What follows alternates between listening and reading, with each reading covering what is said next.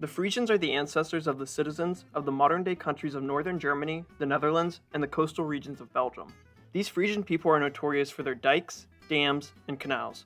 They had started a fad of land reclamation and land protection from the North Sea that still sustains itself in the Netherlands to this day. This constant fear of flooding led many Frisian villages to develop a communal workforce, centered around the building and maintaining of dams and dikes.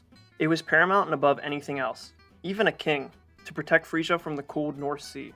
But how can a group of farmers and peasants avoid medieval serfdom that quite literally surrounded them on all sides?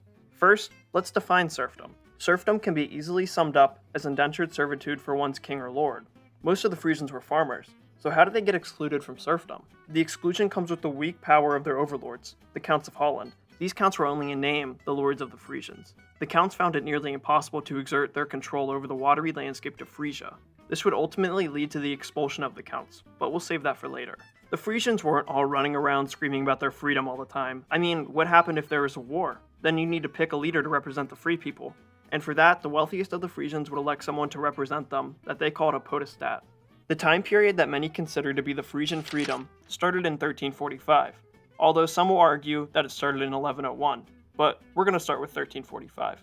In this year, the mostly autonomous Frisian lands were invaded by the Count of Holland, William IV, who had just got done conquering West Frisia. With overconfidence and bad planning, he navally invaded East Frisia by crossing the short strait that separated the two provinces. William's plan to conquer East Frisia was to first build a fort, then supply the fort with all the things needed to conduct war, then slowly grind down the local population into submission.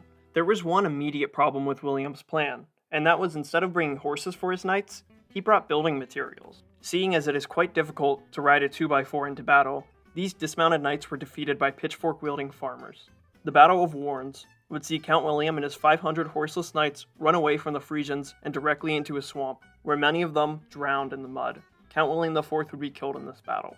The Frisians then decided to kick out the rest of the Hollanders. A small force led by Count William's brother-in-law, John of Beaumont, had set up camp near the ocean. The Frisians fought off this force too, and eventually drove all of their invaders into the sea and away from East Frisia. After Count William's death, the Frisians were forced into the ownership of his sister, Margaret II of Hainaut. Margaret was married to the Holy Roman Emperor, William, the Duke of Bavaria, but the ownership of East Frisia was only in name, as they still remained unconquered. When she died, her claim to the Frisian land would be passed on to her son, Duke Albert I of Bavaria. The independent Frisians would start to divide themselves along political and party lines that would start a civil war in 1350.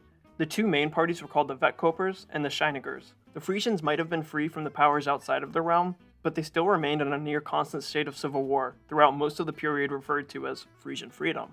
So it was really only freedom to fight amongst themselves. While the Frisians fought amongst themselves, the Dukes of Bavaria were planning for a new invasion of East Frisia. Albert the Duke of Bavaria got support from England, France, and Burgundy, who all sent him soldiers.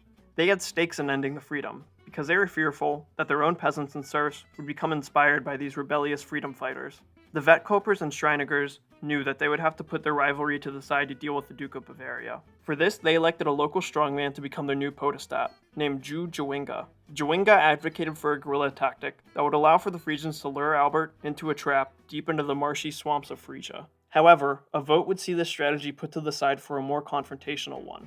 In 1396, the Frisians would meet their invaders on the beaches of Frisia, where they would contest their landing and try to prevent them from going further into Frisia. The Frisians slaughtered many of the landing knights and men-at-arms at the beach, but they were eventually forced to allow their landing. After this, they set up a defensive trench a little bit further inland at Cooinry. The Frisians also built a wall of earth in front of the trench. The invading army eventually managed to break into the defensive trench and break the defense of the Frisians, who suffered casualties numbering up to 3,000, including the podestat, Ju Jawinga. Perhaps it was his death that made the Frisians realize that his strategy of guerrilla warfare was superior to confrontation. Jawinga's strategy would prove highly effective, and with help from a rainstorm, Duke Albert abandoned his campaign after only 10 days. 2 years later, in 1398, the invaders would return, and this time they decided to march around the swamps of Friesland and not directly into the heartland. This met with minor success, with the provinces of Westergo and Oostergo submitting to Duke Albert by August 26 of 1398. The other Frisian lands remained free, however, and would incite rebellion in Westergo and Oostergo if they were not brought under the heel of Bavaria. In 1399, the Duke of Bavaria sent his army out across the Zuiderzee Strait. His target was the important city of Groningen, which connected the Frisians with the larger world through its large port. This would need to be put on the back burner, however, as rebellions started to spring up all over Westergo and Oostergo, Eventually, this would force the Bavarian army to give up once again and retreat back across the Zuider Zee. By September of 1399, nearly all the gains that had been made in the previous year had been lost to the Frisians. The only city in East Frisia not under their control was the city of Staveren. The Frisians would begin their siege in the fall of 1399, and it would last until October 16th of 1401.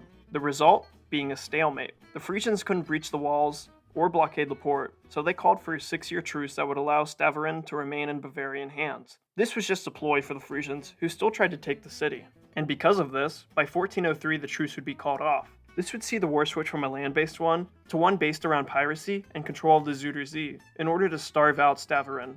The Hanseatic Trade League managed to get both sides to come to a series of truces that would last from 1407 to 1410, although independent Frisian privateers didn't stop raiding along the Zuider Zee. The work of these pirates would be completed not by sword and boat, but by winter and ice. In the winter of 1411, the Zuider Zee would completely freeze over, leaving Staveren without supplies and quite literally freezing to death. With their truce expired, the Frisians took the opportunity to take the city on March 4th, 1411. A nighttime sneak attack would see a group of stealthy Frisians cross over the frozen moat in Zuider Zee and into the city. These few men managed to make it to the gate, which they opened for a Frisian army that waited outside. And with that, all of Frisia was once again free from the grasp of dukes and serfdom. Almost immediately after the reclamation of Frisia would see the two opposing factions of the Vetkoppers and the Schreininger's continue their rivalry. In 1417, John III would become the new Duke of Bavaria, and he would almost immediately start to back the Vetkopper faction and insert Bavaria into Frisian politics once again. John would militarily enter the conflict and be recognized as the Lord of Westergoo and Oostergoo by 1421. This was not the end of conflicts though, and for the next year, Frisia would be a land of chaos, with everyone finding reasons to fight everyone else. On February 1st of 1422, all of these warring parties would finally meet in the city of Groningen to discuss peace. The main point of this treaty was to preserve Frisian freedom, much to the dismay of John III of Bavaria, who held no real power in East Frisia besides the city of Dokkum. The Hanseatic Trade League agreed to kick out the Bavarians out of Dokkum if the bloodshed would end, which they followed through in by doing it by 1422. Once again, Frisian freedom was restored, but with way less freedom this time. The years of constant warfare had seen local generals like Otto II Tom Brock and Frocko Ukema rise to what can only be described as dukes or kings, but not in name.